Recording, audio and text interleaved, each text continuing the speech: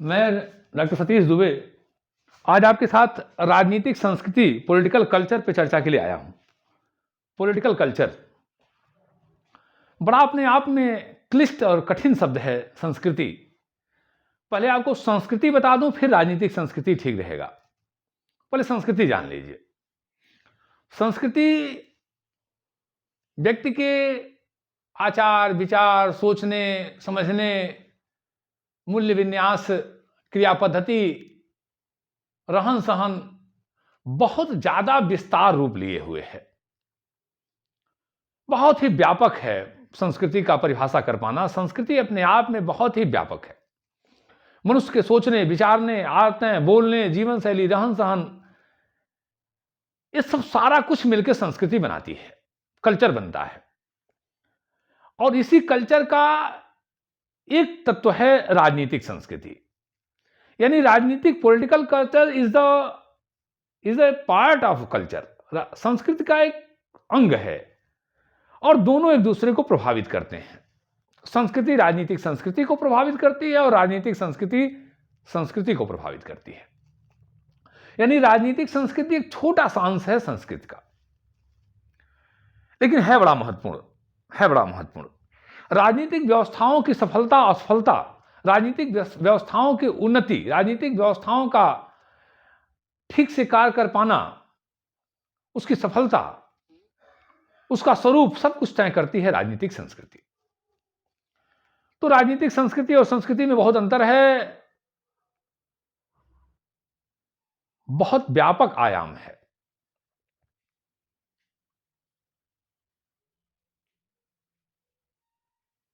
अब हम चर्चा करेंगे कि राजनीतिक संस्कृति को पॉलिटिकल कल्चर कहा जाए या ना कहा जाए। राजनीतिक जो मूल्य विन्यास, भावनाएं इत्यादि हैं, इनको क्या नाम दिया जाए। तो आमंड ने इसे कार्य के प्रति अभिमुखीकरण कहा। कार्य के प्रति अभिमुखीकरण, आमंड ने कार्य के प्रति अभिमुखीकरण कहा। बियर ने राजनीतिक संस्कृति कहा। स्पीरो ने राजनीतिक शैली कहा। स्टर्न ने पर्यावरण कहा। जो राजनीतिक क्रियाकलाप हैं, सोच विचार है, विन्यास हैं, मूल्य हैं, विश्वास हैं, भावनाएं हैं, इनको अलग अलग नाम दिया गया और सबसे असफल नाम दिया गया राजनीतिक संस्कृति। जो बियर ने कहा राजनीतिक संस्कृति।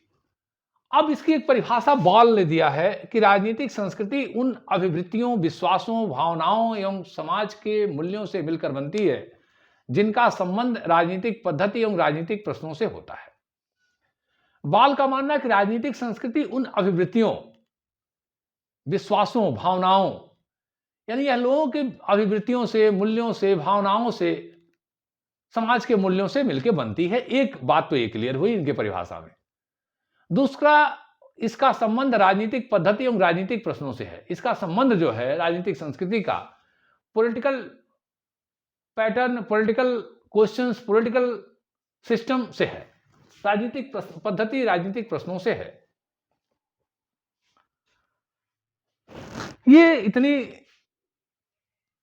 परिभाषाओं को देखने के बाद यह स्पष्ट होता है कि राजनीतिक संस्कृति लोगों के राजनीतिक अभिरुचियों, सोच विचार, भावनाएं, कार्य पद्धति, विचार, संस्कृति, चेतना,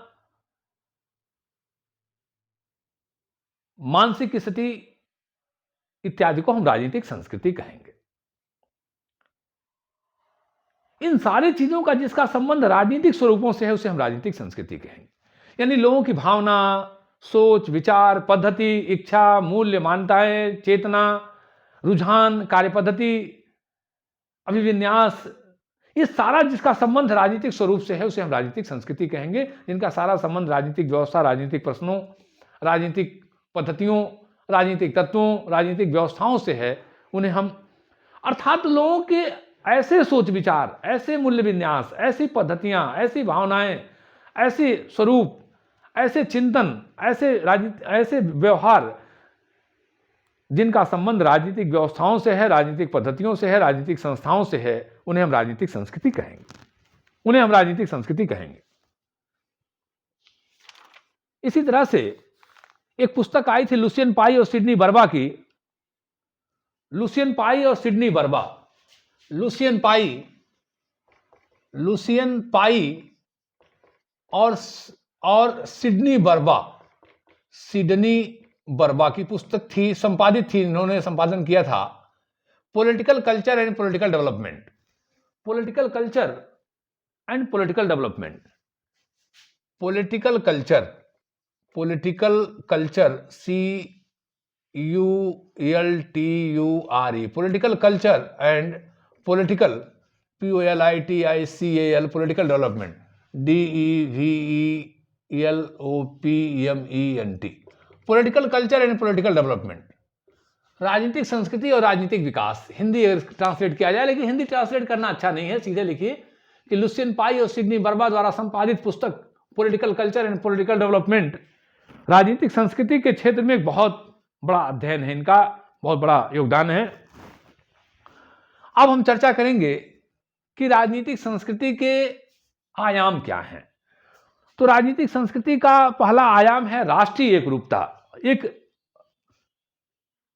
डायमेंशन ऑफ पॉलिटिकल कल्चर। राजनीतिक संस्कृति के आयाम राष्ट्रीय एकरूपता, अपने एक नागरिक का अपने राष्ट्र के प्रति, अपने राजनीतिक व्यवस्था के प्रति एकरूपता स्थापित करना, इसी के साथ साथ अन्य साथी नागरिकों के साथ एकरूपता स्थापित करना, अपने आप को मनोभावों से, विचारों से जोड़ना।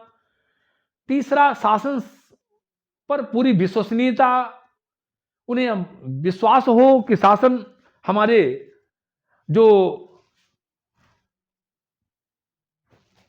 समस्याएं हैं उनका समाधान करेगा, यानी शासन व्यवस्था पे पूरी आस्था। ये राजनीतिक संस्कृति के आयाम है, the dimension of political culture. अब हम चर्चा करेंगे कि राजनीतिक संस्कृति के लक्षण। राजनीतिक संस्कृति के लक्षण, तो राजनीतिक संस्कृति एक अमूर्त नैतिक धारा है। अमूर्त का मतलब हुआ जिसे देखा नहीं जा सकता है, महसूस किया जा सकता है, विचारों में, चेतना में, नैतिकता के स्तर पर, सोच पर, यानी एक मानसिक स्थिति है, एक मेंटल पोजीशन है। राजनीतिक संस्कृति ऐसी नहीं है कि कहीं आप कोई चित्र खड़ा है देख लीजिए, नहीं, कोई बिल्डिंग भवन नहीं है, बल्कि एक अमूर्त धारा है। अमूर्त धारा का मतलब जो धारा हमें प्रत्यक्ष रूप से दिखाई न दे, उन्हें महसूस किया जा सके, नैतिक स्तर पे, चेतना के स्तर पे, भावना के स्तर पर, विचार के स्तर पर, भावनाओं के स्तर पर एक धारा है। दूसरा, ये तो क्लियर हो गया कि राजनीतिक संस्कृति एक अमूर्त नैतिक धारा है, यानी एक मानसिक स्तर पे है, चेतना के स्तर पे है, नैतिकता के स्तर पे है, भावना के स्तर पे है, मन के स्तर पे है। इसे महसूस किया जा सकता है लेकिन प्रत्यक्ष देखा नहीं जा सकता है। दूसरा, अनेक तत्वों का सामूहिक एवं समन्वित रूप। राजनीतिक संस्कृति में अनेक तत्व हैं, एक तत्व नहीं है, अनेक तत्व हैं, अनेक तत्व हैं।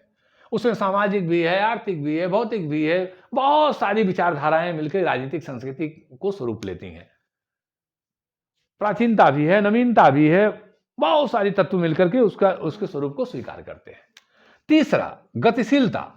राजनीतिक संस्कृति में गतिशीलता होती है, यानी कोई ऐसी चीज नहीं है वो एकदम बिल्कुल पत्थर का पिंड की एकदम एक जगह बैठ गया, नहीं। पॉलिटिकल कल्चर एक मोशन में रखा हुआ है, एक गतिशीलता है उसमें। राजनीतिक संस्कृति में गतिशीलता है, निरंतर उसमें। हाँ, ये गतिशीलता कभी बहुत तीव्र होगी, कभी धीमी होगी, बहुत मंद गति होगी, लेकिन होगी जरूर।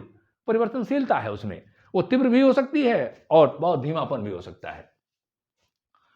अब हम चर्चा करेंगे कि राजनीतिक संस्कृति के निर्माणकारी तत्व, क्या क्या चीजें राजनीतिक संस्कृति को बनाती हैं, राजनीतिक संस्कृति को बनाने में किन किन तत्वों का बड़ा योगदान है, यह बहुत ही महत्वपूर्ण है, जिसकी हम चर्चा करेंगे। तो राजनीतिक संस्कृति का पहला तत्व है ऐतिहासिक आधार। हर राष्ट्र का, हर समाज का अपना एक ऐतिहासिक महत्व होता है। इतिहास के क्रम में वो चीजें आती हैं, बहुत लंबी परंपरा, बहुत लंबा आधार उनका होता है।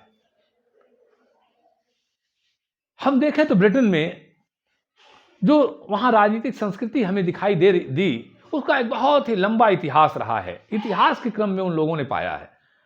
भारतवर्ष की, हर देश की जो राजनीतिक संस्कृति विकसित होती है, डेवलप होती है, उसमें उसके इतिहास का क्रम का बड़ा योगदान होता है। दूसरा है भौगोलिक आधार, उस देश का आकार प्रकार।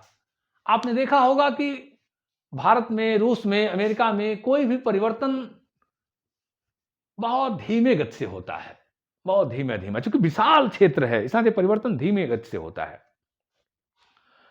कोई छोटी-मोटी घटनाएँ उस राजनीतिक व्यवस्था को एकाएक प्रभावित नहीं कर पाती हैं।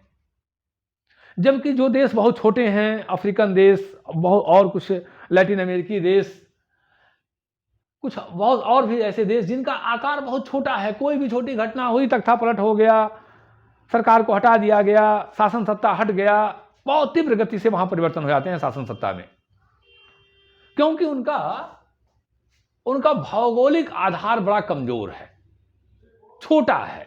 तो जो विशाल देश हैं उनकी वो एक अलग तरह की राजनीतिक संस्कृति उनके यहाँ विकास करती है। तो राजनीतिक संस्कृति में भौगोलिक आधार भी बड़ा महत्वपूर्ण है। ब्रिटेन को आप देखें तो ब्रिटेन ने पूरे यूरोप से कट के समुद्र ने पूरी यूरोप से उसे काट दिया, तो एक अलग तरह की संस्कृति वहां विकसित हुई। तो भौगोलिक आधार बहुत महत्वपूर्ण है राजनीतिक संस्कृति के निर्माण में। समाज एवं सामान्य संस्कृति का आधार, जो समाज है, जो वहां की सामान्य संस्कृति है, उसका बहुत ही बड़ा योगदान है राजनीतिक संस्कृति के निर्माण में। भारतीय समाज में जाति, छोटे छोटे समूह इत्यादि को आप देखेंगे और उसका हमारी राजनीतिक संस्कृति पे बहुत असर है। तो किसी भी समाज की जो संस्कृति होती है, जीवन शैली होती है, पद्धतियां होती हैं, वो राजनीतिक संस्कृति को निर्माण करने में बहुत ही महत्वपूर्ण होती हैं। सामाजिक एवं आर्थिक संरचना का आधार, किसी राज्य का, किसी देश का सामाजिक संरचना क्या है, बंद समाज है, खुला समाज है। अब जैसे भारतवर्ष की सामाजिक स्थिति में जाति का बहुत महत्व है, अनेक वर्ग हैं, उसमें उपजातियां हैं। सामाजिक रूप से भारत अनेक जाति उपजातियों में बचा रहा है, तो ये बहुत महत्वपूर्ण भूमिका निर्माण करता है राजनीतिक संस्कृति को बनाने में। आर्थिक संरचना को हम देखें तो जिन देशों की आर्थिक स्थिति खराब है, गरीब हैं, उनके यहां लोकतंत्र विकसित हो पाना बहुत कठिन है, क्योंकि उनकी आर्थिक संरचना उस तरह की संस्कृति का विकास नहीं कर पाती है। आर्थिक तत्वों के अभाव में, गरीबी और अव्यवस्था के अभाव में वो लोकतंत्र जैसे शासन व्यवस्था को विकसित नहीं कर पाते हैं ठीक से। तो आर्थिक तत्वों का भी बड़ा महत्वपूर्ण स्थान है राजनीतिक संस्कृति के निर्माणकारी तत्वों में।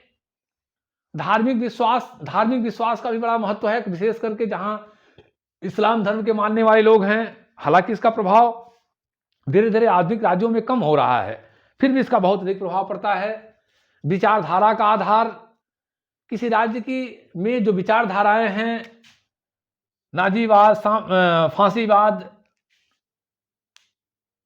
सुसंस्कृति की विचारधारा, आगे चल के साम्यवादी, मार्क्सवादी इत्यादि विचारधाराओं का प्रभाव भी राजनीतिक संस्कृति के निर्माण में बहुत बड़ा योगदान होता है।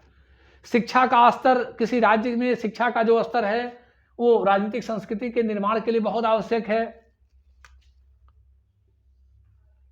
नस्ली सदस्यता, चिन्ह, बहुत सारे राज्य के स्वरूपों में चिन्हों का, राष्ट्रगान का, प्रतीकों का, झंडे का बड़ा ही महत्वपूर्ण स्थान होता है राजनीतिक संस्कृति के निर्माण में। ब्रिटेन में, जापान में राजा को एक बहुत ही गौरवशाली और प्रतीक के रूप में माना गया है। आज भी राजतंत्र, पूरी दुनिया से राजतंत्र हटाया जा रहा है और जापान और ब्रिटेन उसे नए सांचे और ढांचे में ढाल के उसको और गौरवान्वित कर रहे हैं। तो ये उनके राजनीतिक संस्कृति का एक बहुत बड़ा आधार है। कहीं कहीं पौराणिक कथाएं, चिन्ह, कहीं कहीं लौकिक चिन्हों के आधार पर धार्मिक चिन्हों का बड़ा महत्व होता है राजनीतिक संस्कृति के निर्माण में। पौराणिक कथाएं, पौराणिक स्वरूप, ऐसे कथाएं तैयार की जाती हैं जो राजनीतिक संस्कृति को विशेष रूप से महत्व देती हैं।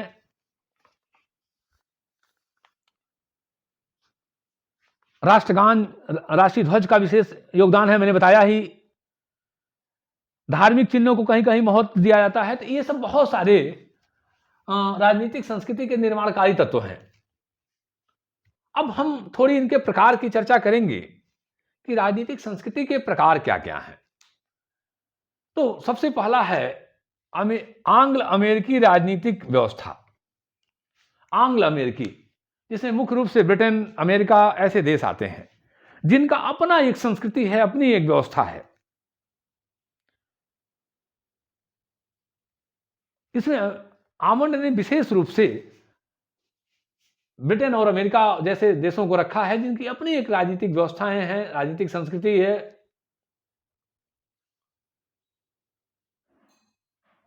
ब्रिटेन में कोई भी परिवर्तन बहुत धीमी गति से होगा। उन्होंने पुरातन को, अपने प्राचीन को नए सांचे ढांचे में ढाल लिया है, नए रूप प्रदान कर दिया है। परिवर्तन धीरे धीरे होगा, पुरातन व्यवस्था को लेकर चलने का होगा, प्राचीन व्यवस्थाओं के मूल्यों को नए रूप प्रदान कर देते हैं। तो ये उस तरह की संस्कृति है। दूसरा है महाद्वीपीय यूरोपीय राजनीतिक व्यवस्था। महाद्वीपीय यूरोपीय राजनीतिक व्यवस्था जिसमें मुख्य रूप से फ्रांस, इटली इत्यादि देशों के नाम आते हैं। हम फ्रांस की चर्चा करें तो फ्रांस में अलग तरह की राजनीतिक संस्कृति की स्थिति रही है। फ्रांस का राजनीतिक संस्कृति एक अलग तरह का विकास हुआ। तीव्रता के साथ परिवर्तन, चीजों को उलट पलट देना, क्रांति के मार्ग से परिवर्तन करना, ये सब फ्रांस की संस्कृति की विशेषता रही है। लगभग यही हाल लगभग इटली में रहा है। तो एक अलग तरह की राजनीतिक संस्कृति इन जगहों पे देखने को मिलती है। तीसरा है अपश्चिम व आंशिक रूप से पूर्व औद्योगिक राजनीतिक व्यवस्था। अपश्चिम व आंशिक रूप से पूर्व औद्योगिक राजनीतिक व्यवस्था, इसमें मुख्य रूप से भारत, लैटिन अमेरिकी, विशेष रूप से एशियाई देश। आमंड ने विशेष रूप से इसमें एशियाई और भारतीय देशों को रखने की बात कहा है, जहां इस तरह की राजनीतिक संस्कृति का विकास होता है, जहां वहां की पहले चल रही व्यवस्थाएं, मूल्य, भावनाएं, आस्थाएं पहले से जगह बनाई हुई हैं और उसमें राजनीतिक के स्वरूप को तय किया जाता है। अगला है सर्वाधिकारवादी राजनीतिक व्यवस्था। सर्वाधिकारवादी राजनीतिक व्यवस्था जहां एक अलग अपना प्रकार है, जहां साम्यवादी सरकारें हैं या तानाशाही सरकारें, कम्युनिस्ट सरकारें, मार्क्सवादी, लेनिनवादी, इस तरह की व्यवस्थाएं, वो एक अलग तरह की राजनीतिक संस्कृति को जन्म देती हैं। कभी उसका रूप अलग अलग रहा हो, लेकिन वह कहीं न कहीं अपने रूप को लेकर प्रत्येक राजनीतिक व्यवस्थाओं में दुनिया के स्तर पे वो दिखाई देती हैं।